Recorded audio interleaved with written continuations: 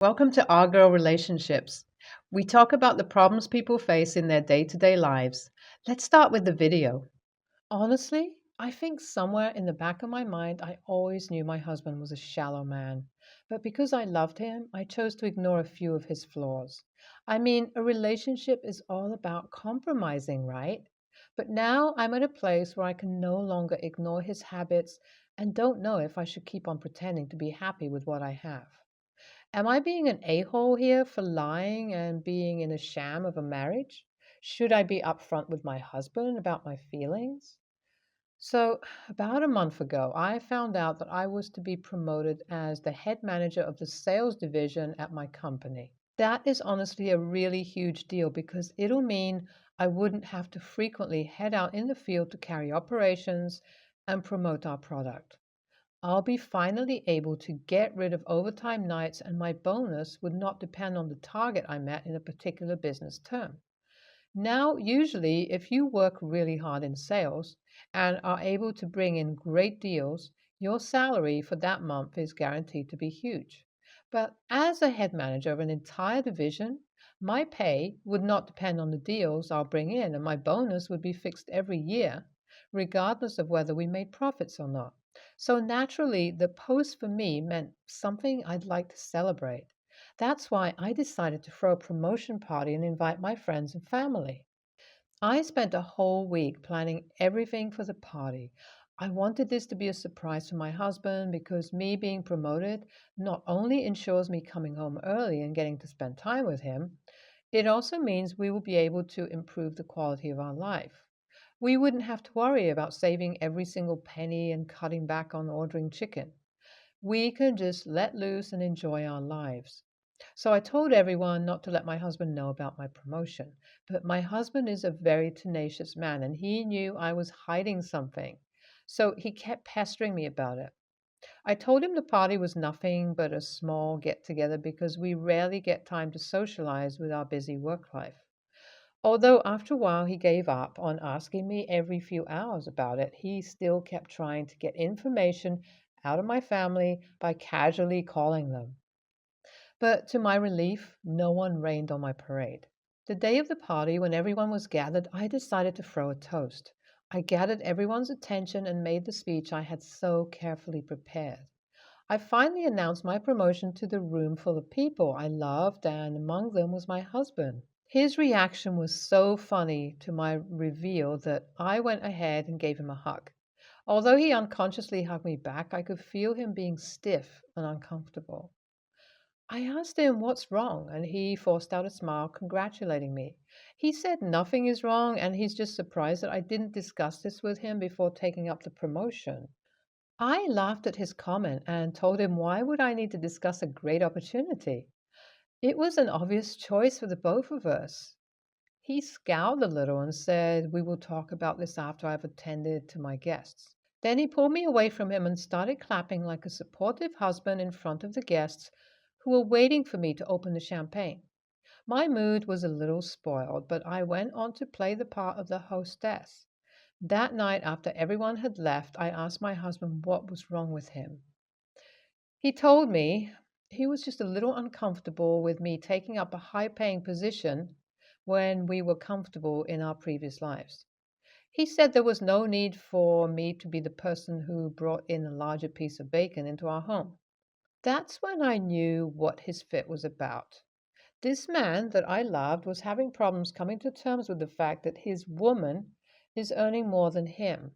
I laughed out a little at his pettiness. My mood was completely spoiled at that point, and all I did was tell him to wait in the living room as I grabbed something.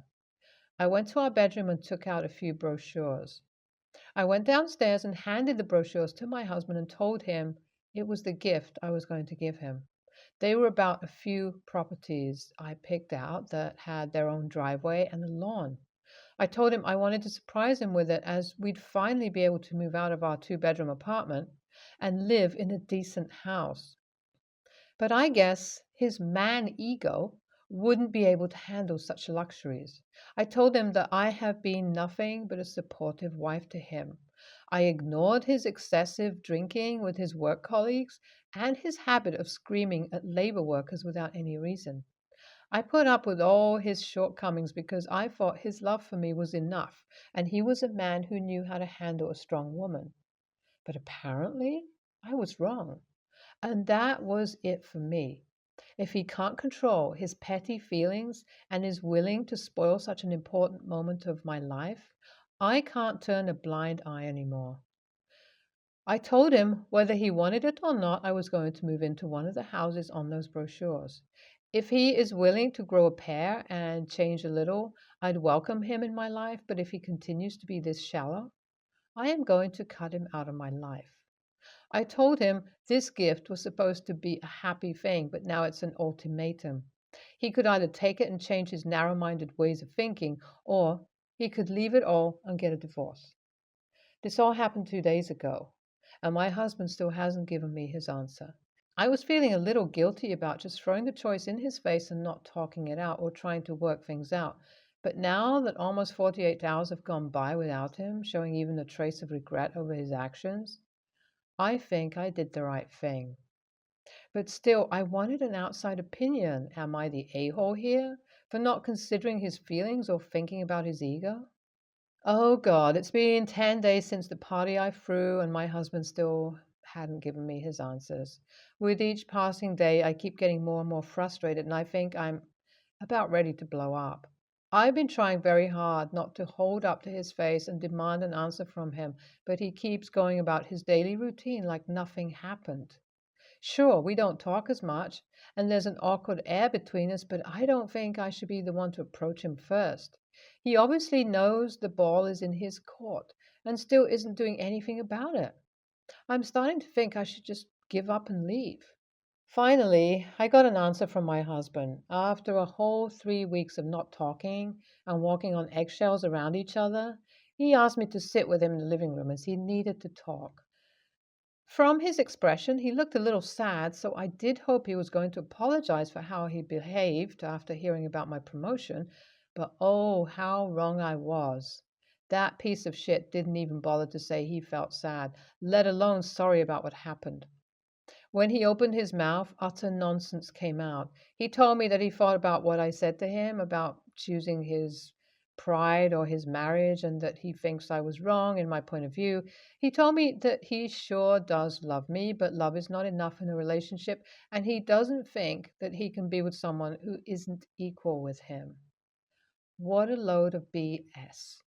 But that was not enough because he continued to tell me that I should give up the promotion because we were doing fine as we were and he likes our lives the way we lived so far.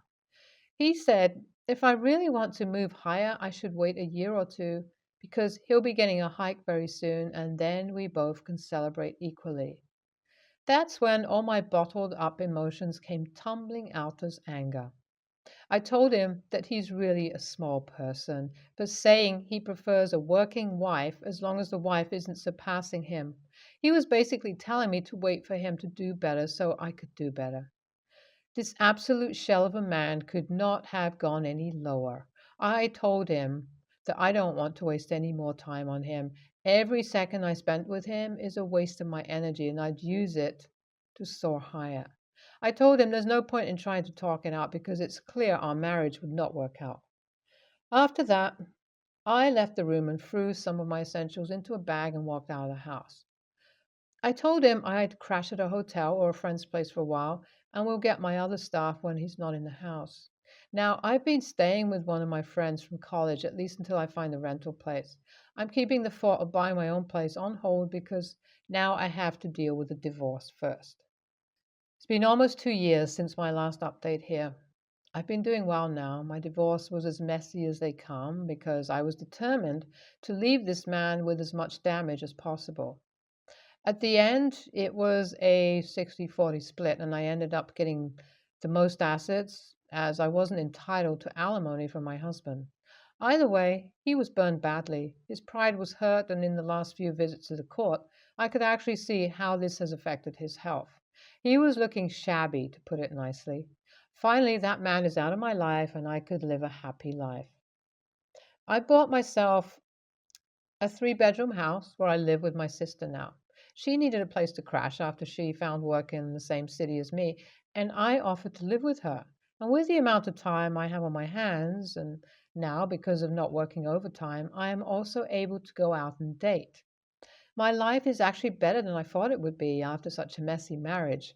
Hopefully, it stays going uphill. NTA, the man really thought he'd asked the OP to hold off on getting a promotion until he gets one. What a joke.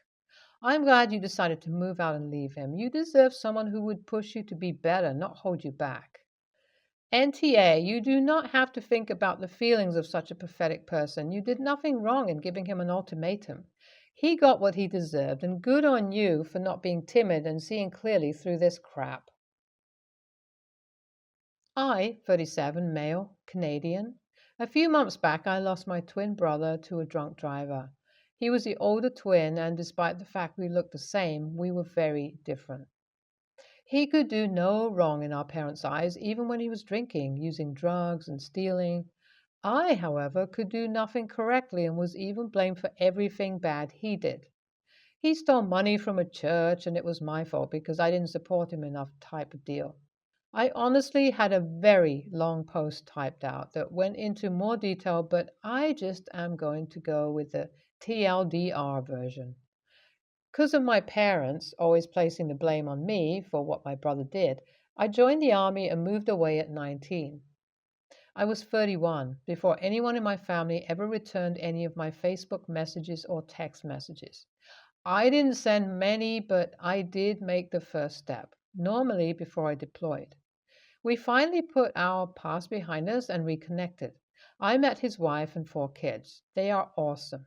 We talked about getting our parents to move in with me, as at the time I was single and had the room for them and could easily support them financially.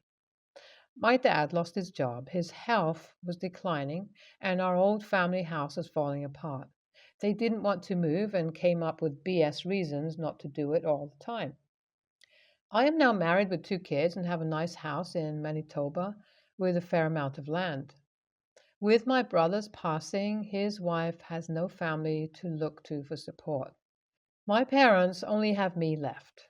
I have offered to cover the expenses and move them all out to Manitoba.